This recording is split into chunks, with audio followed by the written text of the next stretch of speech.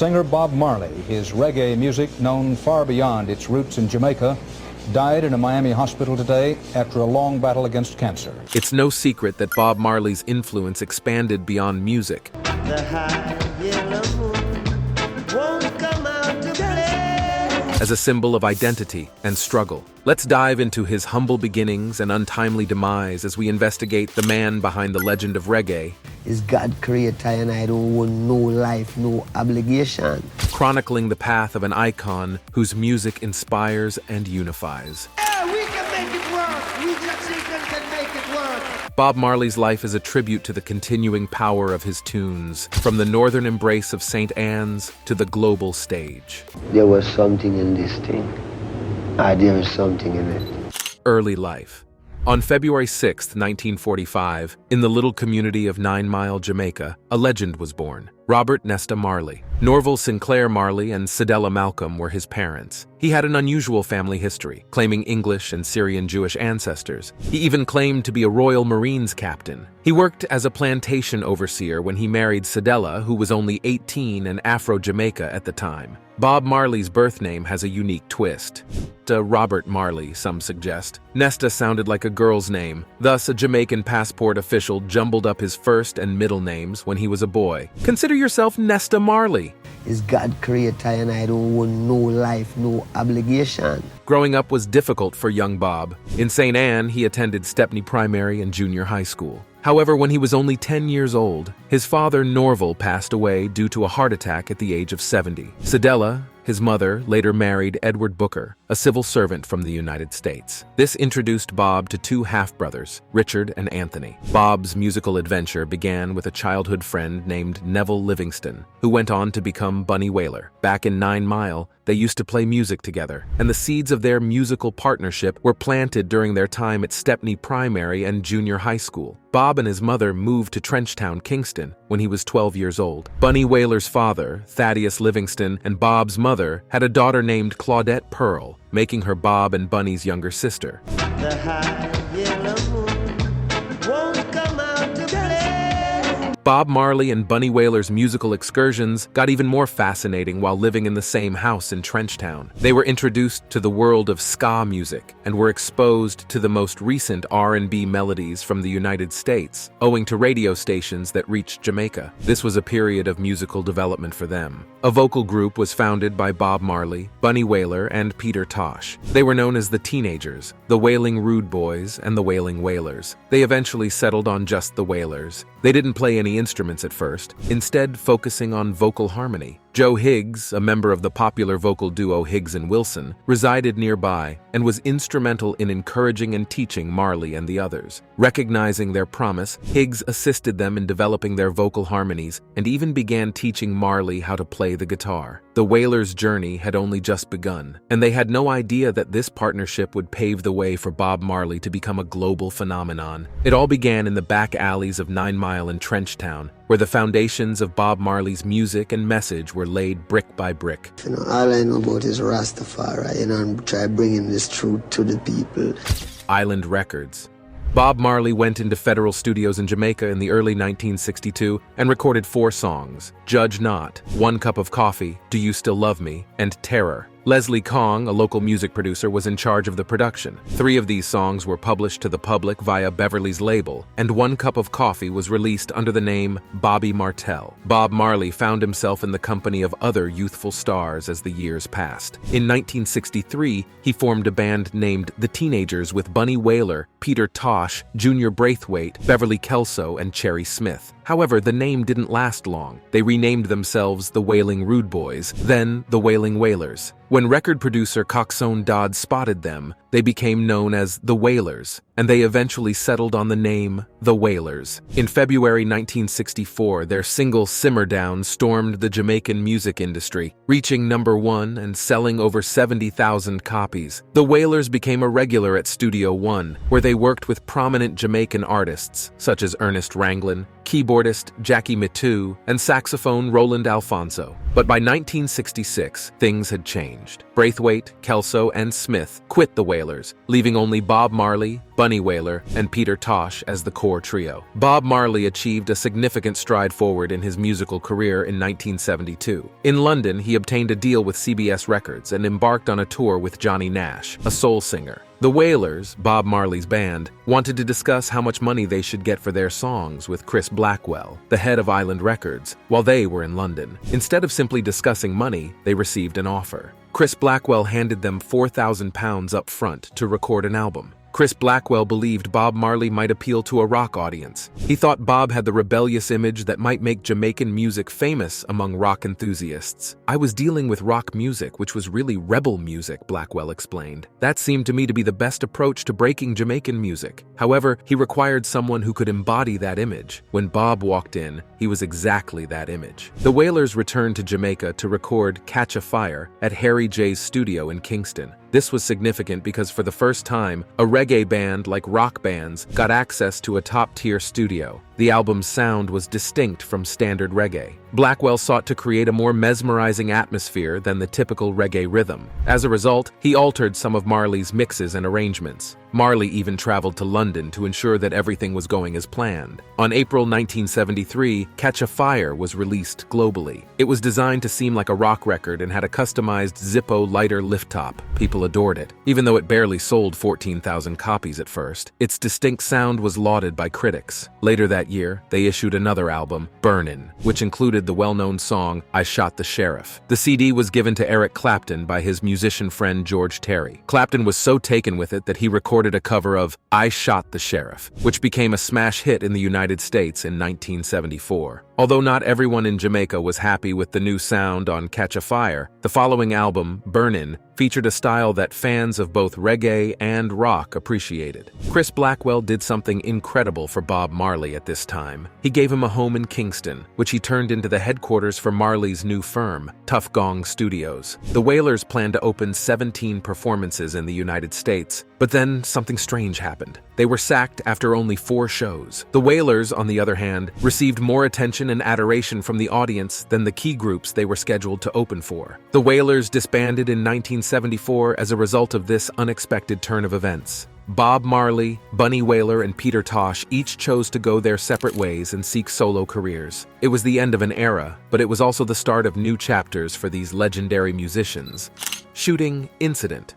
After the Wailers disbanded, Bob Marley continued to make music with a new group called Bob Marley and the Wailers. Brothers Carlton and Aston "Family Man" Barrett played drums and bass. Junior Marvin and Al Anderson rocked the lead guitars, and Tyrone Downey and Earl Waya Lindo handled the keyboards. On percussion, Alvin Seco Patterson added some extra rhythms, not to mention the incredible background vocals provided by the I-3s, Judy Mowat, Marcia Griffiths, and Bob Marley's wife, Rita. Something significant happened to Bob Marley in 1975. Outside of Jamaica, he had his first hit with a live version of No Woman, No Cry. This song was included on the Live album and marked a watershed moment for Marley, introducing his music to a global audience. Following this success, he released Rastaman Vibration in 1976, which reached the top 50 on the Billboard Soul charts in the United States. Let us now discuss an important event in Bob Marley's life, which occurred on December 3, 1976, just 2 days before a major concert named Smile Jamaica. Went right through? Or just skimmed No, it? I'm said lodge inside there. Yeah. Yeah. The Jamaican Prime Minister, Michael Manley, organized this performance to alleviate tensions between two political groupings. This day, instead of smiles, brought danger and commotion to Marley's doorway. Unidentified gunmen raided Bob Marley's home, injuring him, his wife Rita, and his manager Don Taylor. It was a terrifying situation, and everyone thought that this would be the day Bob Marley died. However, he escaped death with only minor injuries to his chest and arm. Many people thought the incident was politically motivated. The performance, Smile Jamaica, was considered by some as more of a rally for Prime Minister Manley than a music event. Despite the danger and assassination attempt, Bob Marley opted to continue with the show. 2 days later, in front of an estimated 80,000 people, he ascended the stage with members of Zap Pow as his backup band. The truth is that the founding members of the Wailers were either missing or in hiding at the time. So, in an audacious move, members of Zap Pow came to Bob Marley's aid. It was a difficult moment, but the show went on. Bob Marley's tenacity and drive shone through as he performed, injured but undaunted, giving a tremendous message of strength and solidarity. Despite the adversity, the Smile Jamaica event became a symbol of resistance and defiance against those who wanted to stifle reggae's voice. Little darling, steer it up. It was a turning point in Bob Marley's life when his music and message became more than just entertainment, but also a force for change and unity. Bob Marley's journey continued with ups and downs, but his dedication to spreading the message of love, peace, and unity via reggae music was unshakable. Moving to England. Bob Marley left his native Jamaica in late 1976. He traveled to England after spending a month resting and writing at Compass Point Studios in Nassau, Bahamas. Marley lived in self-imposed exile for 2 years, a period of seclusion and inspiration. Bob Marley did not spend his time in England lounging around. He was preoccupied with music. He released 2 important albums, Exodus and Kaya. Exodus was a smash hit, spending 56 weeks on the British album charts. It included 4 UK chart-topping singles, Exodus, Waiting in Vain, Jamming, and One Love, which sampled Curtis Mayfield's classic People Get Ready. But Marley's time in England was not without incident. He ran into legal difficulties in 1977. He was arrested and sentenced for possessing a tiny amount of illegal substance. Despite this setback, Marley's music remained a strong force for change and unity. Bob Marley returned to Jamaica in 1978 to play at the One Love Peace Concert. This wasn't simply another show. It was an attempt to promote peace among the country's warring political forces. In an extraordinary moment, Marley invited the competing political party leaders, Michael Manley and Edward Saega, to join him on stage and shake hands. It was a strong gesture for Jamaican unity and peace. Marley released Survival, an album with a strong political theme, in 1979. Songs like Zimbabwe, Africa Unite, Wake Up and Live, and Survival highlighted Marley's support for Africans' plight. His commitment to combating oppression and injustice was evident not only in his words, but also in his actions. Bob Marley was a vocal opponent of apartheid in South Africa, as seen by his song War in 1976. His anti-apartheid stance remained strong, and on July 1979 he played at the Amandla Festival in Boston, expressing solidarity with the anti-apartheid campaign. Marley's final studio album, Uprising, was published as the 1980s approached. Marley's spiritual side was highlighted in this album, which has religious connotations. It was a suitable and strong finish to his studio discography. He was invited to perform at Zimbabwe's Independence Day celebrations on April 17, 1980. It's been a long, steer it together. In today's subscriber pick, we will shed light on a very critical matter that revolved around Bob Marley. As a Rastafarian, Marley was a staunch supporter of the legalization of some illegal substances, or ganja, as Rastafarians lovingly refer to it. It is regarded as a sacrament in the Rastafari faith, facilitating a greater relationship with the divine. Marley's embracing it was a spiritual commitment ingrained in his religious path, not a recreational choice. His Rastafari initiation in 1966 marked the start of his Rastafarian path, which he saw as a conduit for self-discovery and spiritual enlightenment. Marley's association with this faith was not without legal snags. He was arrested for possession in 1968, a tribute to his uncompromising dedication to his religious views. In explaining, Marley stated, "When you smoke herb, herb reveals itself to you." For him, the herb was more than just a plant. It was a conduit for introspection, a way for one's conscience to be manifested. Beyond the personal, Marley saw marijuana as an essential component in an individual's religious and philosophical development. He saw it as a natural organism, similar to a tree, and saw it as a means to meditation, wisdom, and a deep relationship with Jah, the divine force cherished in Rastafari. Bob Marley's devotion to Rastafari extended beyond personal spirituality to a broader vision of Pan-Africanism and the global oneness of African people. Marley's music mirrored anti-imperialist and Pan-Africanist sentiments and was heavily influenced by the teachings of Marcus Garvey, a renowned Pan-Africanist leader. However, the day Bob Marley died was a great setback for all Africans, as his lyrics had become a vehicle for unified Africa's dreams, and his melodies became the heartbeat of a movement campaigning for the rights and recognition of African people worldwide. Wife and children. On February 10, 1966, Bob Marley and Rita married in Kingston, Jamaica. Rita gave birth to 3 children, and Bob affectionately adopted 2 more from Rita's previous relationships, giving them the Marley surname. The Bob Marley official website recognizes 11 children from various partnerships. Rita was a founding member of the Solettes. When I was performing with Bob Marley as a background singer with the I3s. A musical group she created with her cousins Constantine Walker and Marlene Gifford before becoming Mrs. Marley. The Moulettes recorded rocksteady songs such as Time for Everything and A Dépend Dem. They also recorded songs with the Wailers, including Friends and Lovers, One More Chance, and That Ain't Right. There was also a special duet by Bob Marley and Bunny Wailer called Bless You, which was eventually included on the Lovers and Friends album. Rita Marley took an unusual action to safeguard Bob Marley's legacy in 1986. She converted their home into the Bob Marley Museum, giving fans and admirers an insight into the reggae legend's life. Rita's contributions, however, did not end there. She was the founder and chairperson of the Bob Marley Foundation, the Bob Marley Trust, and the Bob Marley Group of companies. Rita Marley established the Rita Marley Foundation, a non-governmental organization with a huge heart, in the year 2000. It is a non-profit, non-partisan organization that works to reduce poverty and hunger in underdeveloped nations, with a particular emphasis on the elderly and youth. The charity has been a ray of hope, awarding countless scholarships to Ghanaian music students. Continent of Africa. Joining us this morning, it's our honor to have Rita Marley with us,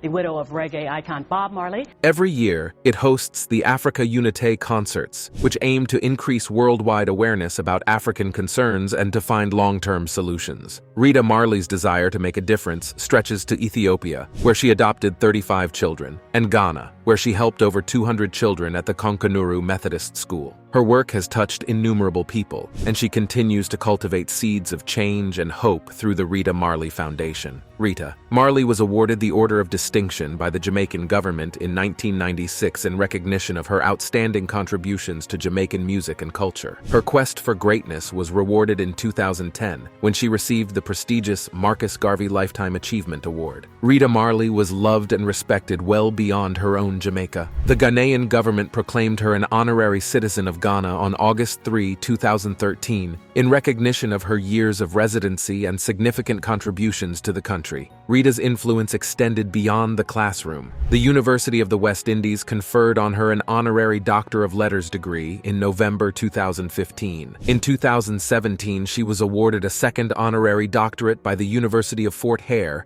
in South Africa. Football. Football was more than simply a pastime for Bob Marley. It was a way of life for him. Football was everywhere, from parking lots and fields to kicking the ball around inside recording studios. Marley was a lifelong supporter of the Brazilian team Santos, particularly their star player Pelé. His passion for football stretched beyond national boundaries, as he was a fan of the English football club Tottenham Hotspur. Marley's affinity to the game grew stronger when Argentine midfielder Ossie Ardiles joined Tottenham Hotspur in 1978, becoming another player dear to Marley. Imagine Marley, complete with his signature dreadlocks, kicking a football around in parking lots and fields. You know, Christ say would return within 2,000 years. No. It wasn't simply a game for him. It was a means for him to connect with others and have fun. The joy that football brought to Marley's world was echoed by the sound of laughter and the thud of the ball against the pavement. However, Marley's engagement in football was not restricted to informal games. He surrounded himself with others who shared his enthusiasm for the game.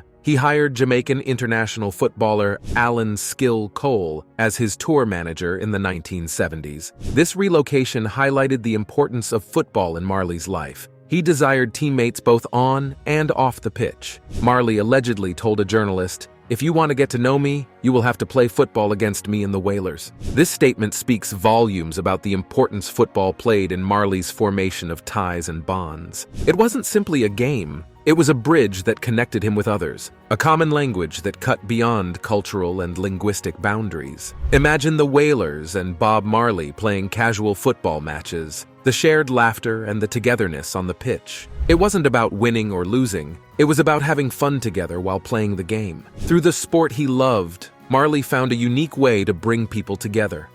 You don't die and go to heaven, you have to live. never. Football was more than simply a recreational activity for Marley. It was a source of inspiration and companionship. The pitch became a place where differences dissolved and unity reigned supreme. Football was a constant companion in Marley's journey, whether it was during recording sessions or tour breaks. His football teams and players represented his broad influences and global perspective. Marley's heart was connected to the pulse of football. From the sunny fields of Brazil to the vibrant stadiums of England, Pele's mesmerizing skills, Tottenham Hotspur's ferocious clashes, and the arrival of Aussie Ardeals all added to Marley's passion for the game. Illness and demise. Bob Marley faced a serious health threat on July 1977. Malignant melanoma was detected under his right toe. As some may have heard, this was not the consequence of a football injury, but rather a sign of an existing cancer. Before a biopsy confirmed the diagnosis of acral lentiginous melanoma, Bob Marley had to contact 2 doctors. Unlike most melanomas, which occur on sun-exposed skin, this variety was found in inconspicuous locations, such as the soles of the feet or under toenails. Doctors advised amputating Marley's toe to stop the cancer from spreading, a decision that would surely have an impact on his acting career. However, Marley refused the amputation because of his religious views. He chose a less intrusive procedure, removing the nail and nail bed while grafting skin from his thigh to cover the afflicted area. Despite his deteriorating health, Marley continued to travel and even planned a world tour for 1980. In May 1980, while battling his life-threatening illness, Marley released the album Uprising. The band's following tour brought them across Europe, ending in a spectacular show at Milan's San Siro Stadium, attended by 100,000 people. The success of the European tour brought Marley to the United States, where he played as part of the Uprising tour at Madison Square Garden in New York City. Unfortunately, Marley's health deteriorated while he was in the United States. He fainted while jogging in Central Park, prompting a hospital visit that found the cancer had spread to his brain, lungs, and liver. Undaunted, Marley gave his final concert on September 23, 1980, at the Stanley Theater in Pittsburgh, Pennsylvania. Photos from this final performance have been preserved in Kevin MacDonald's documentary film, Marley. Following the concert, Marley's health deteriorated more as cancer tightened its grip. The remainder of Marley's tour dates were canceled, and he sought alternative therapy at Josef Issel's clinic in Germany. Dietary restrictions and lifestyle adjustments were part of Issel's treatment. Despite 8 months of attempts, We can make it work. We just can make it work. the medication was unable to effectively combat the cancer's progression. Marley boarded a plane bound for Jamaica in a frail state. During the flight, his health deteriorated. Marley was transported to Cedars of Lebanon Hospital after landing in Miami, Florida. Bob Marley passed away on May 11, 1981, at the age of 36, from the spread of melanoma to his lungs and brain. His final words to his son Ziggy were amazing. "Take me up on your way up. Don't let me down on your way down." On May 21, 1981, Jamaica said farewell to its beloved son with a state funeral that blended aspects of Ethiopian orthodoxy and Rastafari culture. Bob Marley was laid to rest near his birthplace at 9 Mile. His casket had emotional symbolism, including his crimson Gibson Les Paul guitar, a Bible open to Psalm 23, and a stalk. Awards and accolades. Bob Marley experienced a watershed moment in 1976 when Rolling Stone named his band the Band of the Year. This acclaim launched Marley and his reggae-infused beats into the international spotlight. Every time. So we better get up, stand up for your rights. However, this was only the beginning of a string of honors that would decorate the reggae legend's storied career. The United Nations awarded Marley the Peace Medal of the Third World in June 1978, recognizing not just his musical skill, but also his commitment to promoting messages of peace through his art. From Marley's guitar strings to the United Nations podium, a harmony tune resonated. In February 1981, Jamaica was awarded one of its highest honors on Marley, the Jamaican Order of Merit. This exemplified Marley's strong connection to his heritage, as he became a symbol of Jamaican pride and resilience. The Rock and Roll Hall of Fame welcomed Bob Marley into its elite ranks on March 1994. This induction cemented Marley's place in the worldwide music landscape. recognizing him as a force that cut across genres and cultures. The millennium brought even more notoriety, as Time magazine named Marley's album Exodus the album of the century in 1991. Marley's songs, a timeless symphony that echoed through generations, earned him a place in musical history. As Hollywood immortalized stars on its Walk of Fame, Bob Marley received his own in February 2001, a lasting reminder of his global impact. The Grammy Awards bestowed upon him the Lifetime Achievement Award the following month, recognizing a lifetime commitment to creating music that stirred souls. Marley was among the first inductees into the UK Music Hall of Fame, which opened its doors in 2004. This was more than just a celebration of Marley's legacy in the Caribbean. It was also a celebration of the global resonance of his melodies. However, Marley's influence extended well beyond the Caribbean seas. The New York City Department of Education recognized him in 2006 by co-naming a section of Church Avenue in Brooklyn. The first trumpet might as well be the last. Bob Marley Boulevard. The streets of Brooklyn, a melting pot of cultures, paid tribute to the artist whose music brought people from all over the world together. Even in the heart of Eastern Europe, a statue of Marley was erected in Banatski Sokolac, Serbia, in 2008. This statue was more than simply a work of art. It represented how Marley's message crossed borders, connecting with souls across continents. Marley's legacy was heard in unexpected places around the world. The Hopi and Havasupai tribes in the United States found resonance in his art, proving how Marley's universal messages reached even the most remote corners of the globe. We hope you enjoyed this video. We'll see you in the next one.